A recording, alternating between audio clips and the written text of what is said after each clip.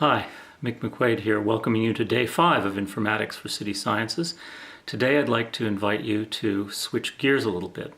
We've been talking about technology, and technology particularly from the user's point of view until now. And today we're going to begin talking about environmental sensing in the city. And what I'd like to do is talk about it from the perspective of thinking about the environment and just thinking about technology in the built environment, the technology, the ubiquitous technology that we live with in the built environment. So this is a bit more abstract, quite a bit more abstract than what we've talked about so far. And certainly I'm an IT guy, so it's quite a bit more abstract than the kind of concrete things that I'm used to thinking about. But I think that you'll enjoy it. I think you'll get a lot out of it. Actually, that's why I'm going to devote today and couple of days next week to this kind of, most primarily to this kind of view, a very abstract view of technology and the built environment. So let's get going. Environmental sensing in the city. Part 1 of 5, based on McCullough's 2013 book, Ambient Commons. And for this lecture, the portion that we're going to talk about is environmental, also known as ambient. So this is the chapter of McCullough's book called Ambient. And it corresponds to the environmental and environmental sensing in the city. But first, we have to keep one thing in the back of our minds, which is the city. What is the city? And McCullough provides us with a definition. Actually, McCullough provides several definitions of the city. Think about it for a second, and then let me show you one of the definitions that he provides. And this definition is a system of systems. This is from page 198 of his book, by the way. A system of systems that integrates core services.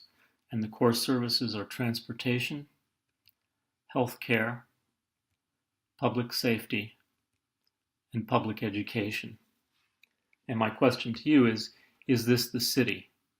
And presumably your answer is no, this is not the city. This particular definition of the city has some useful characteristics. It describes some characteristics of the city. It's missing some things, like it's missing a sense of place, a sense of location, although the core services are services that are typically provided in a location-based environment. But what about it? Let's add some more to this definition, because I think this is a useful definition. I want to run with this a little bit. So what about some other concepts for this definition, such as energy, noise, air, temperature, water, waste, and of course the most precious resource of cities, parking. No, not really, but there are times when it seems that way.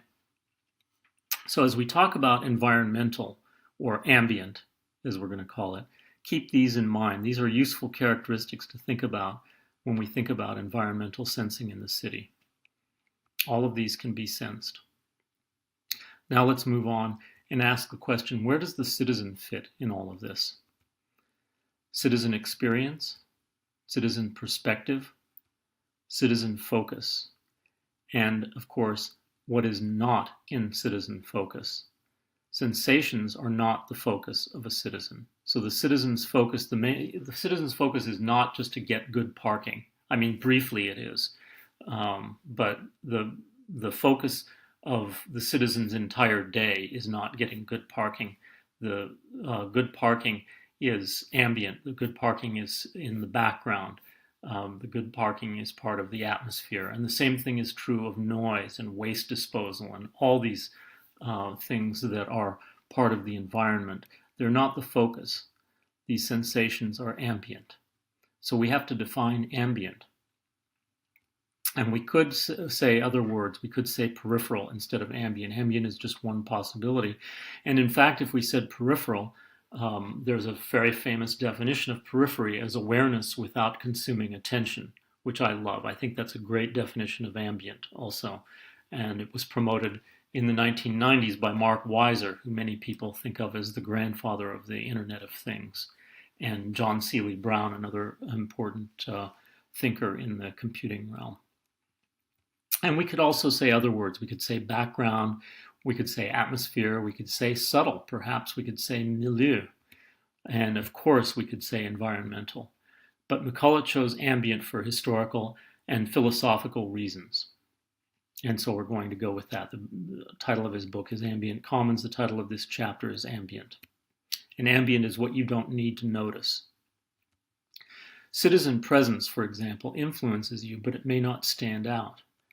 Citizen infirmities may also influence you, but may not stand out.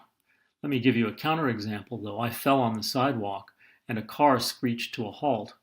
One citizen noticed another citizen in distress. And I ask you, could a censor do better than that? And that's an open question. I'm not pretending that we're going to answer that question here.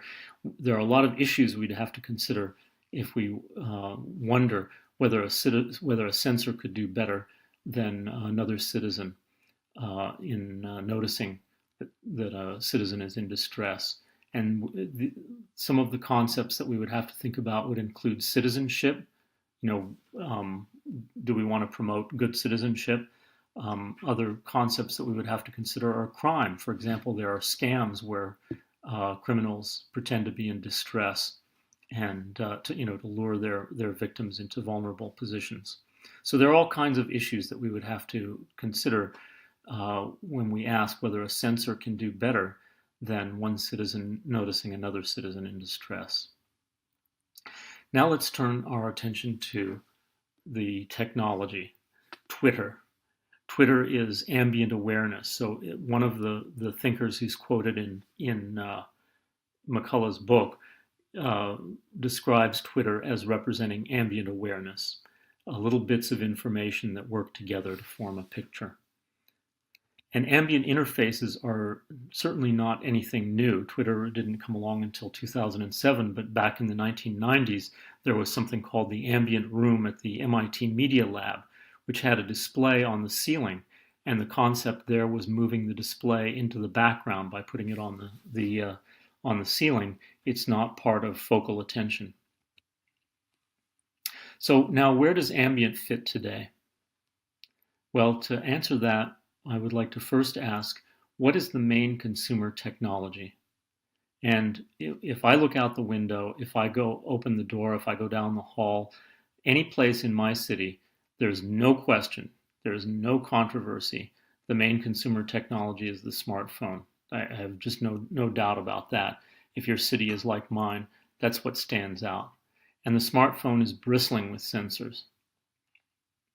And the smartphone can provide augmented reality of immediate surroundings. But smartphones consume attention. So there is an irresolvable tension between smartphones as attention consumers and ambient awareness devices. So what else could take the place of smartphones as ambient technology? In-place signage, immobile sensors. That's something that we have to talk about. That's something that we have to think about.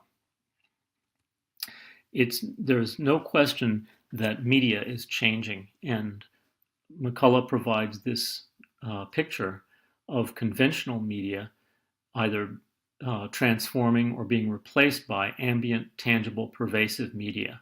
This is a global phenomenon right now, and this change is happening against a background where McCullough shows us on the x-axis focal attention and on the y-axis cognitive load. And so we see conventional media consumes high focal attention and demands a high cognitive load. And it is giving way to ambient, tangible, pervasive media, which is lower in its cognitive load requirement and lower in its focal attention requirement. And this ambient, tangible, pervasive media is encroaching upon or augmenting our surroundings. And that's a very important distinction. Is ambient, tangible, pervasive media helping our surroundings or hiding our surroundings, masking our surroundings? It's no coincidence that McCullough has drawn this as a disk moving over another disk, like an eclipse of the moon, for instance, moving over the sun. Is this going to mask our surroundings? Is it going to hide our surroundings? Or is it going to illuminate them? Is it going to augment them? Now, there are a couple of other items shown on this picture, but they're just reference points. Okay, so the contemplative arts that we see with high focal attention and low cognitive load, and cultural white noise with low focal attention and high cognitive load. Those are just reference points. The main action here, the thing that we're concentrating on, is this change along the big diagonal of conventional media giving way to ambient, tangible, pervasive media. And in this chapter, McCullough provides an interesting picture from the 1800s. So this is a woodcut from the 1800s, and the caption says something like, "A missionary of the Middle Ages recounts how he discovered the point at which the sky and the earth touch." And this point is like the seam of a curtain. The sky, which he calls the firmament, is like a curtain hanging down over the earth. And the missionary, when he crawls in the lower left-hand corner of the woodcut, when he crawls underneath this curtain, sees the machinery, the mechanics behind the sky. He sees the clouds, the rain, the lightning bolts, the rainbow, all the things that could appear in the sky in place of the stars, and gears and wheels that can move them into position. And McCullough makes a parallel between this missionary in this picture and a person who pulls out their smartphone and potentially masks their surroundings with a different interpretation of reality, or a different reality, a different ambient than what can be immediately sensed with the physical senses. And finally, McCullough provides this summary of this chapter. The main idea of the chapter being that the ambient could illuminate the world or just hide it. The counter-argument to that being, who cares about context? The key terms ambient, interface, and firmament. And what has changed in the world is more contexts and more formats of information. And what is driving this change, what the catalyst of this change, is pervasive computing or ubiquitous computing, or what we might call the Internet of Things. The related field is interaction design, which we'll explore later in this course, not later today, but later in the course. And the open debate is holding on to reality. And that brings us to the end of this very short first of 5 micro lectures for today. Thanks very much for your attention.